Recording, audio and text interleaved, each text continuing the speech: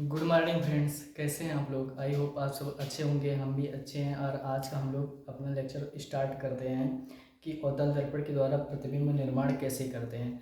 देखिए, पिछले वीडियो में हम लोग पढ़ चुके थे कि अवतल दर्पण क्या होता है। सिंपली अवतल और उत्तल दर्पण से प्रतिबिंब निर्माण के लिए नियम क्या है, नियम क्या क्या है। तो वो सब हम पढ़े थे कि 4 नियम होते हैं। पहला जब होता है फोकस पर होता है, दूसरा होता है फोकस मुख्य अक्ष के समांतर जब प्रकाश की किरण जाती है, दूसरा होता है कि जब मुख्य फोकस से होकर जाती है प्रकाश की किरण, और तीसरा होता है अगर कोई प्रकाश की किरण जो वक्रता केंद्र से होकर जाती है। तो हमने देखा था कि जब प्रकाश की किरण वक्रता केंद्र से होकर जाती है तो वो बिना अपना मार्ग बदले वो परावर्तन के पश्चात उसी मार्ग से वापस लौट आती है। ठीक। और एक नियम और पढ़े थे कि जब प्रकाश की किरण दर्पण के ध्रुव पर आपतित होती तो वो परावर्तन के नियम को फॉलो करते हुए परावर्तित होकर वापस लौट आती है। तो ये सभी 4 नियम जो कि वो प्रतिबिंब निर्माण के लिए बेसिक नियम है कि हम अवतल दर्पण हो चाहे चाहे उत्तल दर्पण हो, उसके द्वारा इन नियमों का पालन करते हुए कैसे प्रतिबिंब निर्माण करते हैं। कि बिंब द्वारा बिंब रखा हो कहीं अवतल दर्पण के सामने, मान लेते हैं हमारा अवतल दर्पण है और इसके सामने कहीं सिंपली बिंब रखा है। तो अब इस बिंब का प्रतिबिंब क्या बनेगा, और प्रतिबिंब बनने के पश्चात इस बिंब की स्थिति और उसका आकार क्या होगा, ये सब हम देखेंगे कि इस प्रतिबिंब निर्माण के बाद जब कहाँ प्रतिबिंब बन रहा है क्या होगा, और उसका साइज की जो कंपेरिजन करते हैं, साइज का आकार देखेंगे, उसके आकार को कंपेरिजन करेंगे बिंब से। किसके आकार को, जो प्रतिबिंब बनेगा उस प्रतिबिंब के आकार को बिंब से कंपेरिजन करके हम देखेंगे कि इस प्रतिबिंब बड़ा बन रहा है या छोटा बन रहा है। तो चलिए शुरू करते हैं बिना टाइम गवाए अपना, हम आज का जिससे जल्दी से जल्दी टॉपिक कवर करके आगे बढ़ सकें।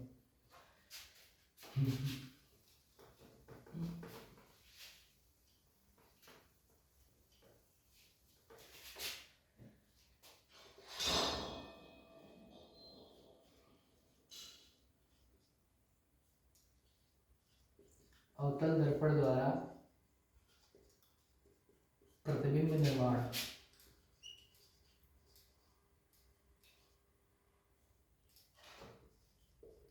प्रतिबिंब का बनना, ठीक। Image formation by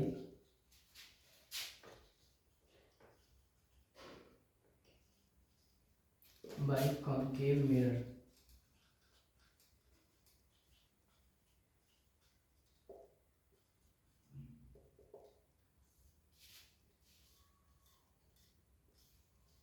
image formation by concave mirror.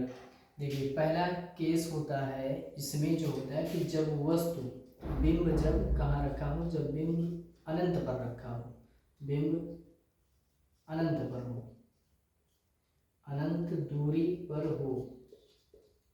इसका मतलब क्या हुआ कि कोई बिंब है जो अनंत दूरी पर, इसका कहने का मतलब ये हुआ कि अवतल दर्पण अगर हमारा यहाँ है, ठीक, ये हमारा क्या है, अवतल दर्पण है। अब जो बिंब है इस अवतल दर्पण से काफ़ी ज़्यादा दूर, बहुत ज़्यादा दूर मान लेते हैं कि अनंत के अनंत डिस्टेंस पर ऐसे यहाँ कहीं रखा है। ये डिस्टेंस कितना है, डिस्टेंस हमारा अनंत डिस्टेंस है। कहाँ से, दर्पण के ध्रुव से। सिंपली ये दर्पण से कह सकते हैं कि ये जो पूरा डिस्टेंस है, ये डिस्टेंस हमारा इनफाइनाइट दूरी पर है। अब इसका इमेज कहाँ बनेगा, ये तो हमारा क्या है, बिंब है, ठीक, बिंब है, चाहे वस्तु कह सकते हैं कि यही कह रहा है कि जब वस्तु अनंत पर हो। तो चलिए देखते हैं कि ये हमारा, अब बनाते हैं रूल्स को फॉलो करते हैं। हम पहला रूल्स क्या पढ़े थे कि मुख्य अक्ष ये हमारा क्या है, प्रिंसिपल एक्सिस है, और यहाँ कहीं फोकस हो गया तो हमने बता दिया।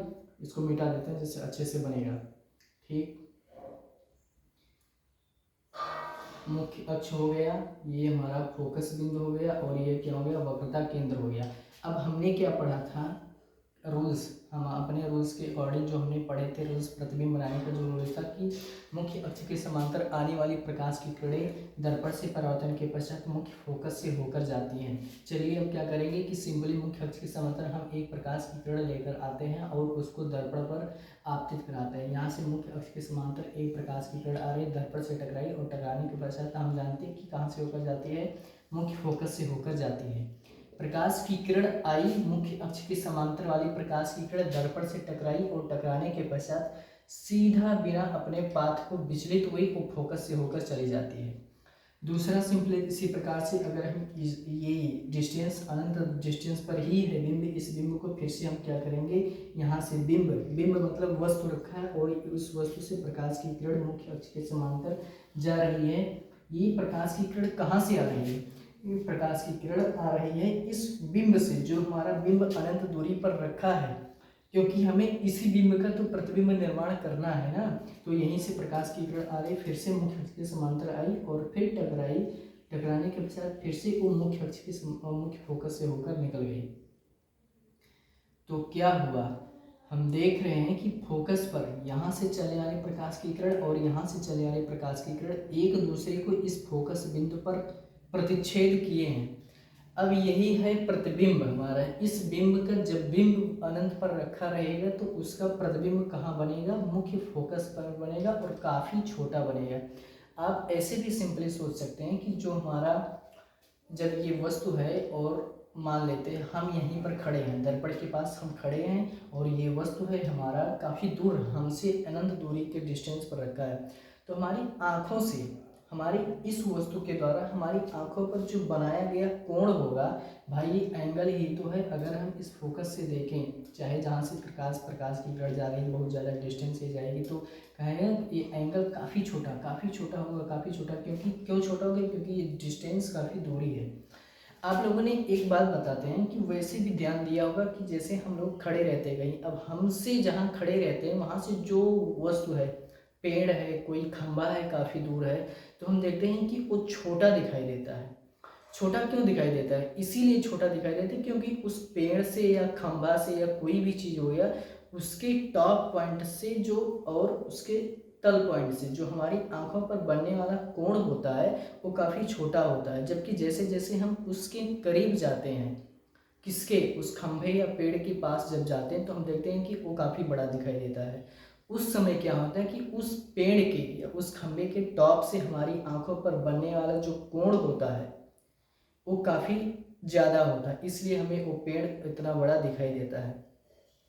तो सिंपली वही उसी अकॉर्डिंग यहाँ भी है कि जब वस्तु हमारा अनंत दूरी पर रखा है तो इसके द्वारा जो हमारी आंखों पर बनाया गया कोण भी होगा वो भी तो काफ़ी छोटा होगा। सिमिलरली मान लेते हैं हम यहीं पर खड़े हैं, ठीक, ये हम हैं,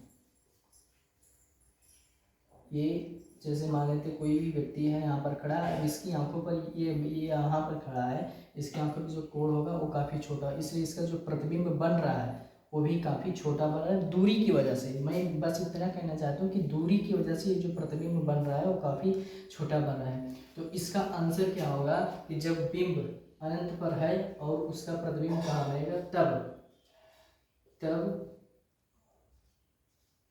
मार्कर नहीं चल रहा है, तब प्रतिबिंब फोकस पर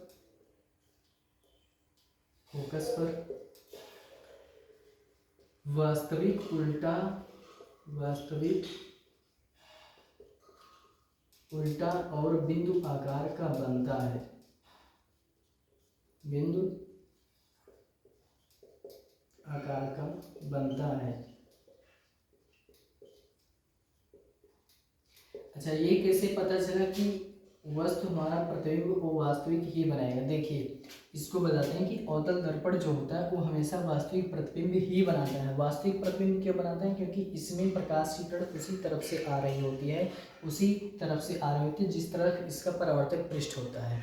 अब सिमिलरली सी बात है कि परावर्तक पृष्ठ, इसका जो परावर्तक पृष्ठ है वो परावर्तक पृष्ठ इसी तरफ है, तो प्रकाश की किरण क्या होगी, यहाँ से टकराएगी और टकराने के बाद डायरेक्टली उस वस्तु के प्रतिबिंब को फोकसित करते हुए बनाएगी। इसलिए हमेशा क्या करता है, अवतल दर्पण हमेशा वास्तविक प्रतिबिंब ही बनाता है। चलिए, हो गया।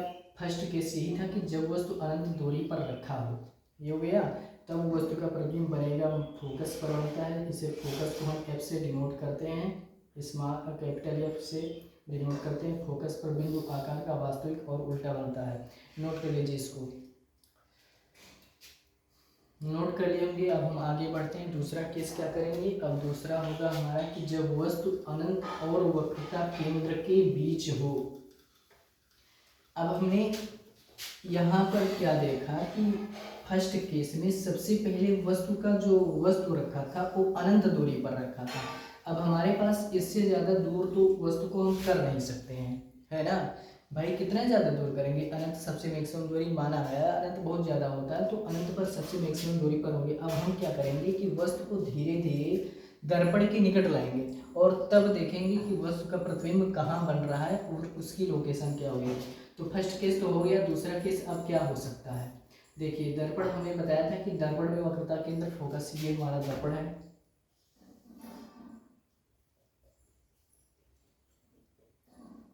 ये क्या है, दर्पण है, फोकस, और ये वक्रता केंद्र हो गया, ये हमारा दर्पण का ध्रुव है। हमने अनंत का केस ले लिया। अब क्या करेंगे कि दूसरे सेकंड केस क्या होगा कि वस्तु को हम थोड़ा सा दर्पण के निकट लाएंगे।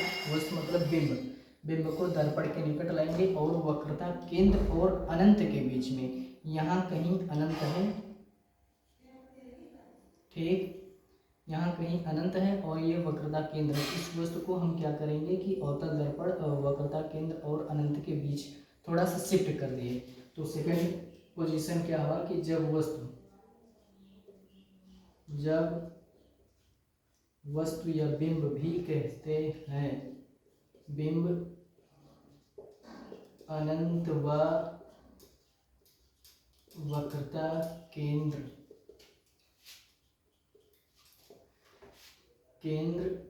के मध्य हो।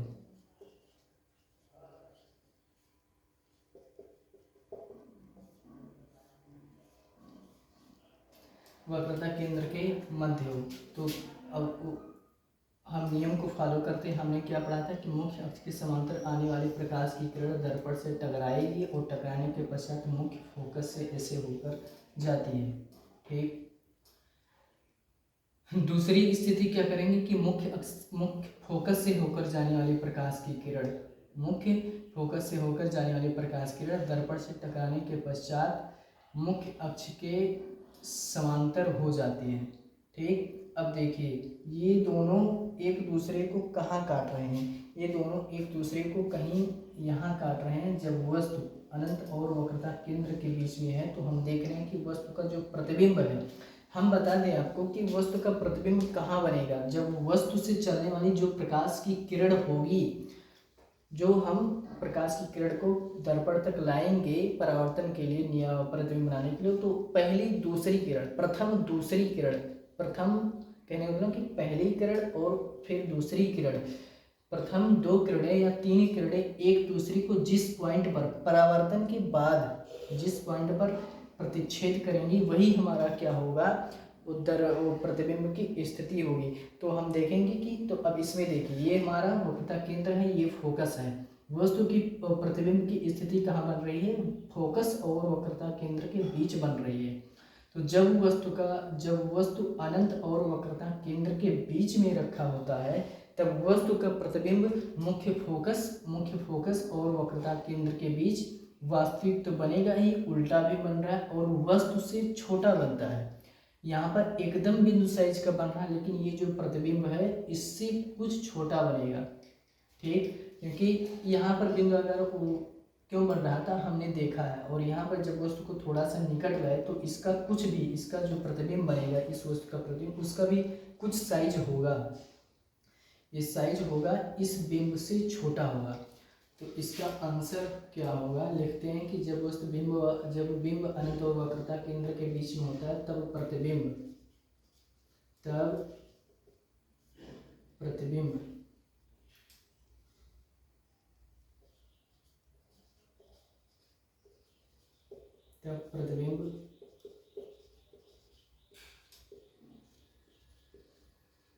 वास्तविक उल्टा तथा फोकस एफ और वक्रता केंद्र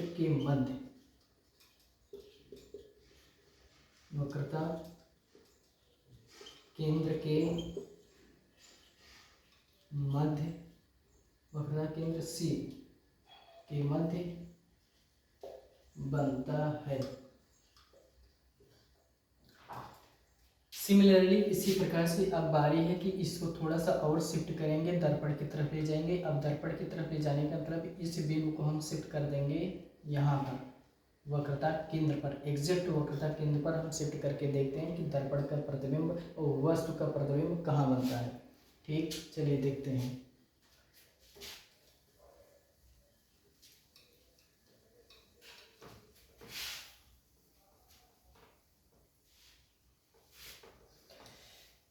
गर्मी भाई बहुत हो रही है। थर्ड केस है,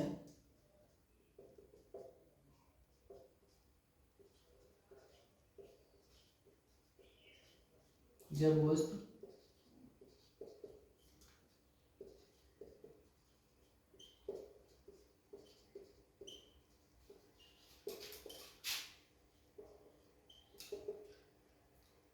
वक्रता केंद्र सी पर रखा हो। ठीक, तो जब वस्तु वक्रता केंद्र सी पर रखा होगा तो वस्तु का प्रतिबिंब वक्रता केंद्र पर ही बनता है। ऐसा क्यों बनता है हम अभी बता रहे हैं आपको कि वक्रता केंद्र पर और वस्तु के बराबर ही क्यों बनता है। दर्पण का ध्रुव हो गया, दर्पण का फोकस हो गया और दर्पण का वक्रता केंद्र। हम कह रहे हैं कि जब वस्तु दर्पण के वक्रता केंद्र पर ही रखा हो तब वस्तु का प्रतिबिंब कहाँ बनेगा। देखिए पहले बनाते हैं कि मुख्य अक्ष के समांतर आने वाले प्रकाश की किरण दर्पण से टकरा के मुख्य फोकस से होकर जाती है। ठीक, दूसरी प्रकाश की किरण जब मुख्य फोकस से होकर जाती है तो दर्पण से टकराने के पश्चात वो मुख्य अक्ष के समांतर हो जाती है। ये थोड़ा सा हम इसको नीचे करते हैं प्रकाश की किरण को एग्जैक्ट लोकेशन बनाने के लिए। यहाँ है ये आई, ऐसे प्रकाश की किरण कुछ ऐसे होती हुई आएगी। ठीक,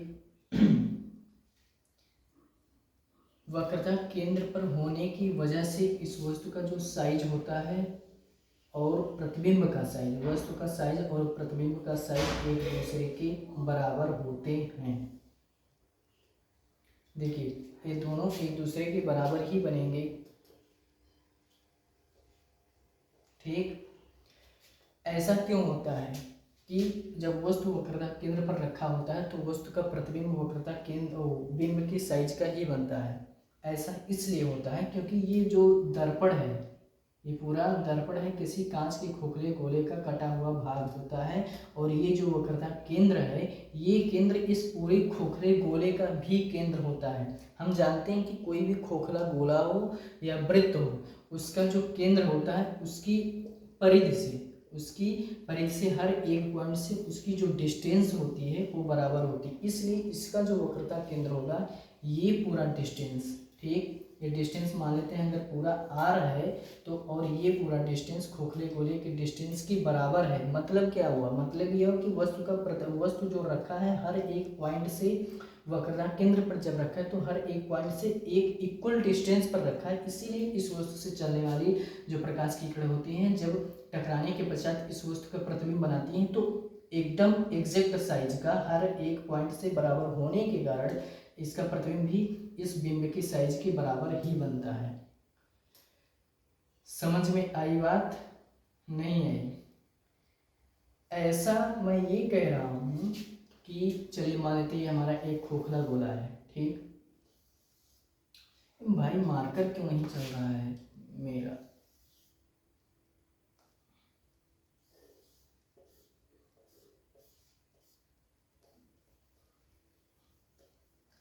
ये एक खोखला गोला है और इसकी डिस्टेंस मान लेते हैं वक्रता के केंद्र, इस खोखले गोले का केंद्र। अब यहाँ से ये प्रकार हम देख रहे हैं कि हर एक डिस्टेंस एक दूसरे के बराबर है। देखिए यहाँ पर पूरा डिस्टेंस बराबर ही है हर एक पॉइंट पर, इसलिए चाहे बिंब यहाँ रखें ऐसे इस साइड से या इस साइड से रखें, अगर हम ये होगा तो जो प्रकाश की किरण यहाँ होगी ये टकराएगी, टकराने के पश्चात इसका जो प्रतिबिंब बनेगा वो बराबर ही बनेगा। आई होप आप लोगों की समझ में आ गया होगा कि ऐसा होता क्यों है। हमने रीजन बता दिया, एक बार थोड़ा ध्यान से सोचेंगे तो समझ में आ जाएगा कि बस केवल यही इतना मैं कहना चाहता हूँ कि ये डिस्टेंस जो होती है रेडियस, अगर ये रेडियस कहलाएगा, केंद्र से परिधि तक की दूरी रेडियस कहलाती ही है, तो ये डिस्टेंस हर एक पॉइंट पर इक्वल होता है, इसी वजह से इस बिंब का प्रतिबिंब भी बिंब के साइज के बराबर ही बनता है। चलिए, जब वस्तु, ये समझ में आ गया होगा, जब वस्तु वक्रता केंद्र पर होता है तब वस्तु का प्रतिबिंब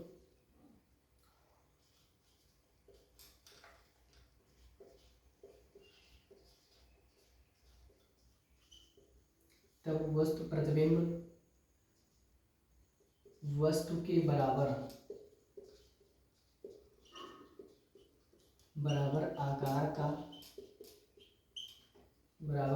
आकार का वास्तविक तथा उल्टा बनता है, वास्तविक तथा उल्टा बनता है। और कहाँ बनेगा? वक्रता केंद्र पर बनता है, और प्रतिबिंब भी वक्रता केंद्र पर ही बनता है, भी वक्रता केंद्र पर ही बनता है।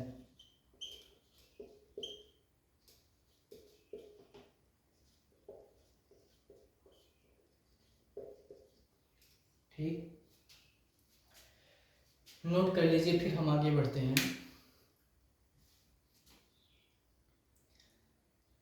इन सबको प्रिपेयर करने का, चलिए आगे मिटाते हैं, फिर आगे बढ़ते हैं। देखिए, आप लोग अपने सिलेबस को, चाहे फिजिक्स हो, मैथ हो, केमिस्ट्री हो, जो भी सब्जेक्ट है उस पर जितने ज़्यादा टाइम देंगे उतने ज़्यादा अच्छे से आप लोगों को प्रिपेयर होता जाएगा। कोई भी टॉपिक हो भाई, अगर हम जिस पर अपना टाइम दे रहे हैं, उस पर मेहनत कर रहे हैं, सिंपल सी बात है, उसको आना ही आना है। कोई भी सब्जेक्ट कठिन नहीं होता, जितने ज़्यादा आप पढ़ेंगे वो आता चला जाएगा। चलिए, नेक्स्ट पॉइंट क्या है कि जब वस्तु वक्रता केंद्र और फोकस के बीच में, जब वस्तु वक्रता केंद्र C व फोकस F के मध्य रखा हो, F के मध्य रखा हो,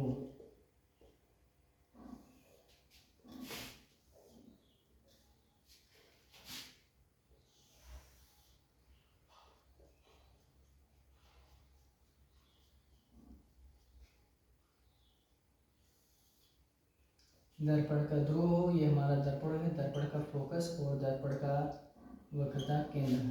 पोजीशन क्या बनाना है कि जब वस्तु वक्रता केंद्र और मुख्य फोकस के बीच रखा हो तब वस्तु का प्रतिबिंब हम देखते हैं कि कहाँ बनता है। ठीक, अब जब वस्तु वक्रता केंद्र और मुख्य फोकस के बीच में रखा है तब हम देखेंगे कि इसको कहाँ से परावर्तित कराते हैं, प्रकाश की किरण को। ठीक, पहली प्रकाश की किरण मुख्य अक्ष के समांतर जब जाती है तो हम जानते हैं कि मुख्य अक्ष के समांतर जाने वाली प्रकाश की किरण मुख्य फोकस से होकर ही जाती है। मुख्य अक्ष के समांतर गई, दर्पण से टकराई और टकराने के पश्चात मुख्य फोकस से होकर गई। थोड़ा बड़ा हो गया, इसको हम थोड़ा छोटा बनाएंगे।